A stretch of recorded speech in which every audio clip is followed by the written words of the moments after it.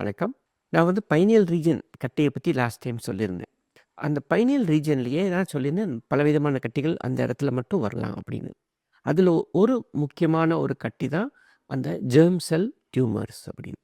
அந்த ஜெர்ம் செல் டியூமர்ஸ்னா என்ன? அது யாருக்கு வரும்? அப்படிங்கிறத இன்னைக்கு நம்ம விரிவா பார்ப்போம்.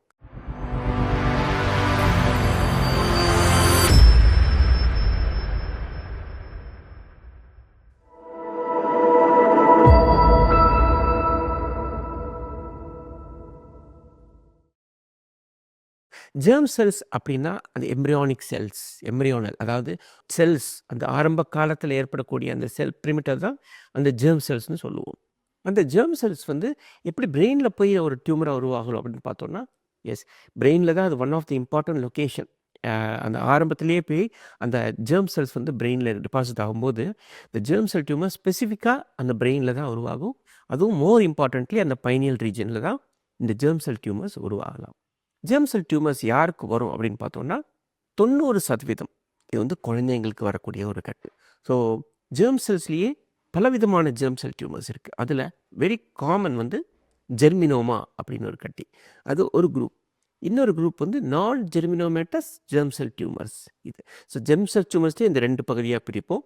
ஜெர்மினோமேட்டஸ் டியூமர்ஸ், நான் ஜெர்மினோமேட்டஸ் டியூமர்ஸ் அப்படி. இது இருந்தால் என்ன சிம்டம்ஸ் வரும் அப்படின்னு பார்த்தோம்னா, நான் சொல்லியிருந்தேன் ஆல்ரெடி பைனியல் ரீஜனில் நீர் பாதை அடைச்சிருந்ததுன்னா ப்ரெஷர் ஜாஸ்தியாகி வாமிட்டிங், ஹெட்டேக்னு வருவாங்க. இன் அடிஷன் ஜெர்ம் செல் டியூமர்ஸில் வந்து ஸ்பெசிஃபிக்காக ஹைப்போதலாமிக் பிட்யூட்ரி ஆக்சிஸ் கிட்ட அந்த ஜெர்ம் செல்ஸ் வந்து ஸ்ப்ரெட் ஆகும். அப்படி இருக்கும்போது அவங்களுக்கு இந்த நீர் சத்து, உடம்புல நீர் சத்து நிறைய குறையும். ஏன்னா யூரின் நிறைய போவாங்க, சால்ட் கூடும்.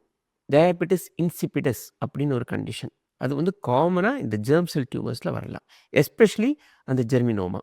ஸோ சின்ன குழந்தைங்க இந்த மாதிரி தாகம் நிறைய எடுக்குது, நீர் நிறைய போகிறாங்க, உப்பு உடம்புல ஹையாக இருக்குது அதிகபட்சமாக. அதே நேரங்களில் பார்வையும் பிரச்சனைகள் கொடுக்குது. இந்த மாதிரி ஒரு சிம்டம்ஸ் இருந்ததுன்னா அவங்களுக்கு ஜெர்ம் செல் டியூமர்ஸாக இருக்கலாங்கிற ஒரு வாய்ப்பு இருக்குது. ஸோ ஜெர்ம் செல் டியூமர்ஸுங்கிறது கேன்சரா இல்லை பினைன் டியூமரா அப்படின்னு பார்த்தோம்னா, இன்வேரியபிளி ஜெர்ம் செல் டியூமர்னாலே அது மலிக்னன்சி, அதாவது கேன்சர் வகையாக சேர்ந்த டியூமராக தான் இருக்கும். ஆனால் என்ன அட்வான்டேஜ்னா, மற்ற பிரெயின் கேன்சரை குழந்தைங்களுக்கு வரக்கூடியதை கம்பேர் பண்ணும்போது அந்த ஜெர்ம் செல் டியூமர்ஸ்க்கு வந்து பெட்டர் ப்ரொக்னோசிஸ், அதாவது ஜெர்மினோவா எல்லாம் கேன்சராக இருந்தாலும் க்யூர் பண்ணக்கூடிய ஒரு கேன்சராக இருக்கும்.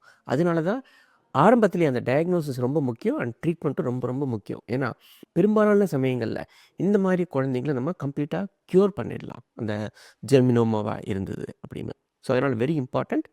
ஜெர்மினோமா இன்னொரு வகை நான் ஜெர்மினோமேட்டஸ்.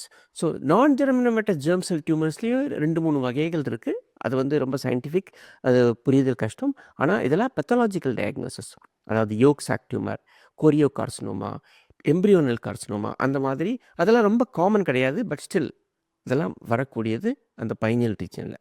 ஆனால் இதில் எந்த வகை அப்படின்னு எப்படி தெரிஞ்சுக்கலாம் அப்படின்னா, அது பயாப்சி.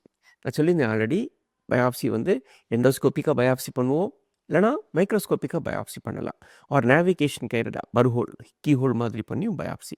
இந்த பயாப்சியில் நம்ம அந்த ஜெர்ம் செல் டியூமர் தான் அப்படின்னு நமக்கு தெரிஞ்சது அப்படின்னா நம்ம வந்து அதுக்கு ட்ரீட்மெண்ட் பிளான் பண்ணணும். இந்த நான் ஜெர்மினோமேட்டஸ் ஜெர்ம் செல் டியூமர்ஸை நம்ம வந்து பிளட் டெஸ்ட் மூலமாகவும் டயக்னோஸ் பண்ணலாம். நான் சொல்லியிருந்தேன் ஆல்ரெடி, அந்த டியூமர் மார்க்கர்ஸ் வந்து அந்த நான் ஜெர்மினோமேட்டஸ் ஜெர்ம் செல் டியூமர்ஸில் ஹையாக காமிக்கும். எந்த மாதிரி டியூமர் செல்ஸ் நம்ம பார்ப்போம் அப்படின்னு பார்த்தோம்னா 2 வகை, ஆல்ஃபா ஃபீட்டோப்ரோட்டீன் அண்ட் பீட்டா ஹெச்சிஜி. இந்த 2 டியூமர் மார்க்கிங்கும் கொஞ்சம் அதிகமாக இருக்கும், ரத்தத்துலேயும் சரி அந்த பிரெயின் வாட்டர்லேயும் சரி.